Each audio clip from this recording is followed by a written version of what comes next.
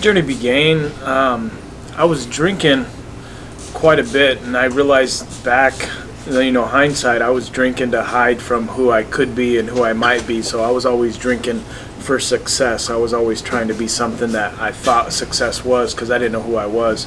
So my journey, led me to a lot of pain, and I was in a motel room just drinking bottle after bottle after bottle of alcohol. And I reached out because I knew I needed help and I wouldn't be able to stop and go through the withdrawals by myself. I reached out to one of my good friends that I used to know in treatment who works here, and he helped me. He got me the help I needed, and I'm here at Evolutions. And here at Evolutions, it's a treatment center, but at the same time, treatment's not going to keep you sober. If you come here and you just want to go through the motions, you're not going to get anything out of it. And it comes with knowing who you are and being okay with being uncomfortable and being okay that I have pain, I have struggles, I have this addiction that's always going to be with me. But if I don't deal with the pain and the anguish of who I was in my past, it's always going to define my future. And for me, I have to deal with that pain. I can no longer run from it. So I'm in a beautiful place in my life. I still have a lot of pain, I still have a lot of anger, and I have a lot of resentment that's still within me, but I'm dealing with it. So I'm no longer going to run from the pain, because right now I'm in the valley of my addiction. And in the valley of anything, whether it's a mountaintop or whatever, in the valley is where things grow, whether it's flowers, whether it's weeds, whether it's whatever. So I'm in that valley, and in order for me to grow, I have to go through the pain, I have to go through the anguish and struggles. And I'm no longer going to run from that. I embrace that. So in order to change my life, that's what I have to do. It's my story, but I have to do that. So Erica, that's what I got. Wonderful. I used to always think that my bottom had a trap door, but really my bottom had nothing to do with my alcohol drinking. My bottom had to do with the bottom of emptiness I had inside of me. And I was at a point that I was using alcohol so much to hide from who I was that my bottom was heartbreak. My bottom was despair. I was spiritually bankrupt. My higher power was there, but I didn't have any connection. I was scared. I was afraid. I was hurt. And I knew that in order for me to be honest with myself and be vulnerable, I had to seek some help. And so that was my bottom. I was done drinking, and I wasn't done drinking because it was the alcohol. I was done drinking because I was tired of running. I was tired of feeling struggle. I was tired of feeling pain. I was tired of feeling anguish. I was tired of feeling all those things that brought me to these places. This is my third treatment. I was tired of everything.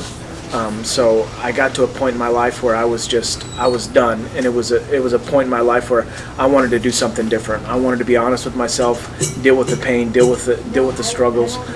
So I sought help, and so that was my bottom. My bottom was I was spiritually bankrupt. There was no substance to my life. I was hurting. I was in pain. I had no idea who I was. When I looked myself in the mirror, it was a blank canvas. And I was tired of that. I wanted to rewrite my chapter. So that's why I came to treatment. I was spiritually bankrupt. So that was my bottom. I had no substance. I was spiritually bankrupt.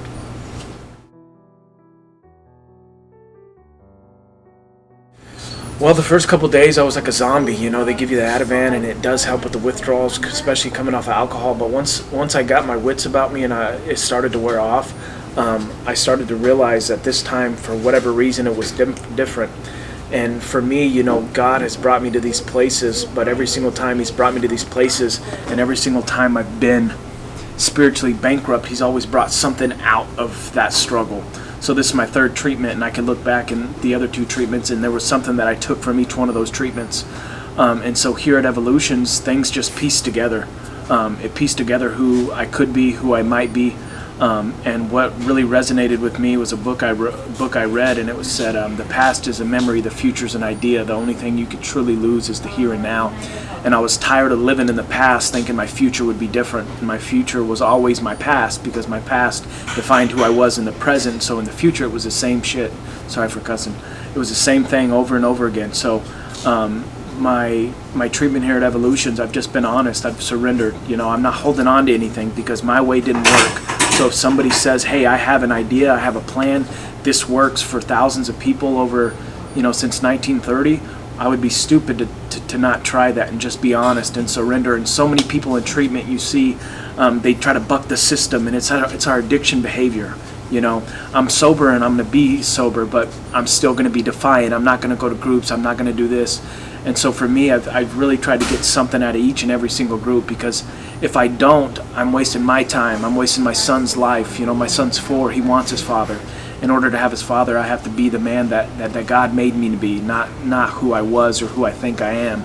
I had to find myself. So here at Evolutions, it's a beautiful place for me to find that. It gives me that hope, and without hope, I don't know what people have. I'm tired of living on a prayer. I want to make my prayer come true. And sometimes, God's open doors whenever we're looking out of windows, and windows are meant to be looked out of. And I'm tired of looking at something that I can't see. I'm tired of that. So when I say God opens doors whenever we're looking out of windows, I mean He's wanting me to walk through something, and I keep looking at something else. I keep looking at, well, this and this and this and this and this. And sometimes I just need to be quiet, shut my mouth, and listen, and just walk through the door that's open.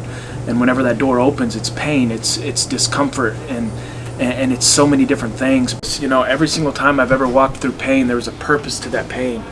There was a purpose to that struggle. And so here at Evolutions, I've worked on that. I've really, really been honest with myself. I've opened up, and I've been super uncomfortable, I guess you could say, uncomfortable. But in order for me to be uncomfortable, that means I'm growing. I'm doing something different. And it's uncomfortable, but my comfort is a bottle, and I know I can't go back to comfortability. So here at Evolutions, that's exactly what I've done. I've really, really done that, and I got to continue to do that. So that's where I'm at in this walk here at Evolutions.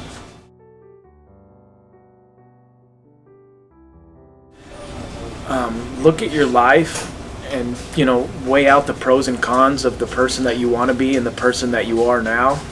And it's kind of a no-brainer, When I first came into treatment years ago, in 2013, I had an idea of the person I wanted to be. And bits and patches of that person is who's sitting in front of you. But at the same time, one thing I always struggled with, and one thing I think a lot of addicts and alcoholics struggle with, is perseverance. And one of my favorite, public speakers, his name is Inky Johnson, he said perseverance is walking through something long after the feeling that you made that decision and is gone. And so whenever I made a decision to come into treatment, and I made a decision to change my life, and I made a decision that I'm going to walk through whatever the hell is in front of me, I did that in despair. I did that broken. I did that so, my pain was just so real. But whenever you come into treatment and you're 30 days sober, it's like you're good again. And we confuse I'm feeling good to I am good. And I'm tired of doing that. So I have to walk through the pain even when I'm comfortable. I have to walk through the pain when I'm uncomfortable. But for somebody coming into treatment, look at your life and where you want to be, make a decision, and don't turn back, because the past is just a memory, and you have so many things. Many of us have families, many of us have children, many of us have mothers, and my mom died 6 months ago, and I was able to grieve for the first time in treatment because it was a safe haven for me. And I'm in a different place than I was now, and the person that I used to be doesn't exist anymore. The past no longer defines me. The past no longer defines us. But if I keep repeating the same thing, I'm going to keep getting the same result. So I have to be honest with myself and say, treatment can save your life, but if you don't throw out that life raft to yourself, nothing's going to change. You got to change everything about you. You got to change your perception of life. You got to change the people that you're around. You got to change the things you're around. And being in this beautiful setting, in this treatment, it allows you that possibility. But at the end of the day, you can't give away something you don't have. So for me, I have to look in the mirror and say, I love myself. I am this person. I love myself. I have love. That way I can give love. I have compassion. That way I can give compassion. And I think most of us are lovingly bankrupt whenever we enter treatment. And treatment allows us to love ourselves again. And once we love ourselves again, we can start helping others and really give service and do those things that make us happy and give us joy, freedom, and the free things in life, or the things treatment gives us. Treatment gives us love, compassion, respect, honor, comfort. It gives us all those things. That way we can give them away to others. And so treatment saved my life many times. But once I get out of treatment, that's when the real work begins. And I would tell anybody that is struggling right now, anybody that is hurting right now, anybody that has had a similar story than me is, there's a chance. There's a chance that you are going to be able to get out of whatever situation you're in. You got to reach out to somebody, because the pain that we live in and the pain that we're comfortable with, and I'm like a recluse and nobody's around me. That's not the person we are. We have love, we have compassion, we care for ourselves. And one of the most humbling things you can do is say, hey, I'm not perfect, I need help, please help me, I'm bankrupt, help me. Reach out to somebody and get some help, because believe me, man, the life we used to live is so much harder than walking through this pain that we're dealing with now. And on the other side, there's something so much more beautiful, and I have faith in that. And fear is such a huge thing, but to be honest with you, fear is faith in the wrong thing. I have faith that this place can keep me sober. I have faith that I have friendships, and my higher power has put people in my life to do that. I have faith in all those things. So fear is faith in the wrong thing. Seek some help, get some help, and who knows? We might meet up here at Evolutions, and you might help save somebody else's life just by telling your story. So thank you guys for letting me share. My name's Chris. I'm an alcoholic.